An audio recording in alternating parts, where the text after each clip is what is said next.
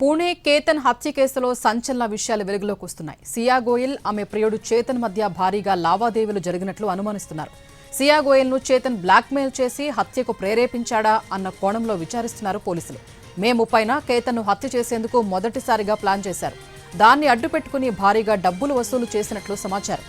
సియా నుంచి చేతన్ ఖాతాలోకి భారీగా డబ్బులు ట్రాన్స్ఫర్ అయినట్లు ప్రాథమికంగా గుర్తించారు.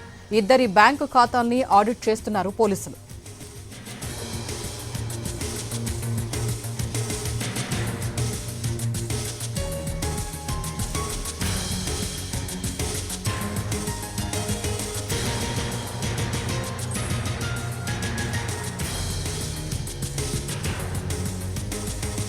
జూన్ 18న సియా ఆమె ప్రియుడు చేతన్ కలిసి పూణేలోని ఒక కెఫేలో కలుసుకుని హత్యకు స్కెచ్ గీశారు.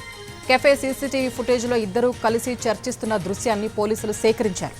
అక్కడే కేతన్ను ఏ ప్రాంతం నుంచి తోసివేయాలనే అంశంపై సీరియస్గా చర్చించారు. గూగుల్లోనూ వెతికారు. సియా పలుమార్లు కేతన్ను లోహగఢ్ కోటకు తీసుకెళ్లేందుకు ప్రయత్నించింది. మే 31న ఒకసారి ఇద్దరూ కలిసి కోటను సందర్శించారు. జూన్ 4న మళ్లీ వెళ్లాలని సియా కోరినా కేతన్ తల్లి ఒప్పుకోలేదు. జూన్ 14న మరోసారి కోటకు వెళ్లారు. అప్పుడు అతన్ని లోయలోకి తోసేందుకు ప్రయత్నించింది. లక్కీగా కేతన్ ఒక చెట్టు పొదను పట్టుకుని ప్రాణాలతో బయటపడ్డాడు. ఎందుకు తోశావని కేతన్ నిలదీస్తే పాము కనిపించింది. నేను కాపాడేందుకు అలా చేశాను అని సియా కవర్ చేసే ప్రయత్నం చేసింది. కోట పరిసరాల సీసీటీవీ ఫుటేజ్లో హుడీ ధరించిన ఓ వ్యక్తి సియా కేతన్ల వెనుక నడుస్తున్నట్లు కనిపించింది. అలాగే గత 6-7 నెలల కాలంలో సియా చేతన్ ఫోన్ కాల్ లిస్టు బయటకు తీశారు. 2000కు పైగా కాల్స్ చేసుకున్నారు. మొత్తం 238 గంటల పాటు మాట్లాడుకున్నట్టు రికార్డుల్లో బయటపడింది. కొన్నిసార్లు ఏకంగా 2 నుంచి 3 గంటల వరకు మాట్లాడుకున్నట్టు గుర్తించారు. కేతన్ను పెళ్లి చేసుకోవాలని సియాకు లేకపోవడంతోనే ఇలా చేసిందని పోలీసులు అనుమానిస్తున్నారు. సియా చేసిన నిర్వాకానికి తల ఎత్తుకోలేకపోతున్నామని కుటుంబ సభ్యులు చెబుతున్నారు. తమ కుమార్తె దోషిగా తేలితే అవసరమైతే ఉరిశిక్ష వేయండని కూడా అంటున్నారు.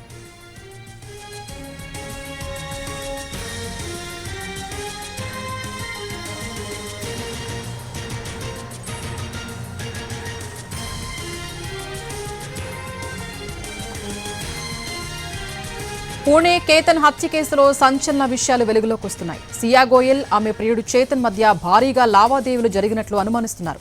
సియా గోయల్ ను చేతన్ బ్లాక్మెయిల్ చేసి హత్యకు ప్రేరేపించాడా అన్న కోణంలో విచారిస్తున్నారు పోలీసులు.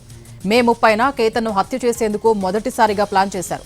దాన్ని అడ్డుపెట్టుకుని భారీగా డబ్బులు వసూలు చేసినట్లు సమాచారం.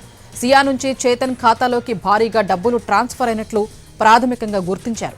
ఇద్దరి బ్యాంకు ఖాతాల్ని ఆడిట్ చేస్తున్నారు పోలీసులు. జూన్ 18న సియా ఆమె ప్రియుడు చేతన్ కలిసి పూణేలోని ఒక కెఫేలో కలుసుకుని హత్యకు స్కెచ్ గీశారు. కెఫే సీసీటీవీ ఫుటేజ్లో ఇద్దరూ కలిసి చర్చిస్తున్న దృశ్యాన్ని పోలీసులు సేకరించారు. అక్కడే కేతన్ను ఏ ప్రాంతం నుంచి తోసివేయాలనే అంశంపై సీరియస్గా చర్చించారు. గూగుల్లోనూ వెతికారు. సియా పలుమార్లు కేతన్ను లోహగఢ్ కోటకు తీసుకువెళ్లేందుకు ప్రయత్నించింది. మే 31న ఒకసారి ఇద్దరూ కలిసి కోటను సందర్శించారు. జూన్ 4న మళ్లీ వెళ్లాలని సియా కోరినా కేతన్ తల్లి ఒప్పుకోలేదు. జూన్ 14న మరోసారి కోటకు వెళ్లారు. అప్పుడు అతన్ని లోయలోకి తోసేందుకు ప్రయత్నించింది.